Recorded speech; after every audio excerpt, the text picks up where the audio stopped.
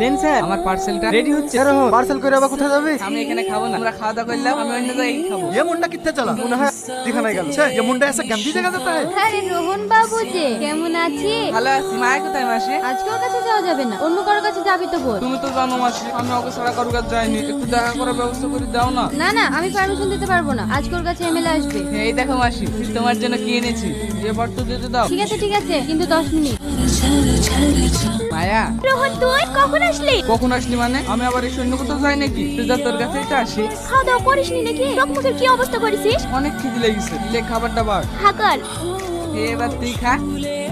মায়া, তোর খারাপ লাগে না সব কাজ করতে? কি করবো বল, কাজ না করলে কি পেট চলবে? চলবে, ঠিক চলবে। তুই শুধু এসব ছেড়ে দিয়ে আমার হাত ধর, আমি তোকে রানী করে রাখি। এই কথাগুলো গল্পে শুনতে ভালো লাগে রে, বাস্তবে হয় না। কেন হবে না? আমি তোকে বিয়ে করে তোর সাথে সংসার করতে চাই। আমার মতো মেয়ের সঙ্গে তুই সংসার করবি? হ্যাঁ করবো, আমি তো আগেও বলেছি তোকে আমি ভালোবাসি।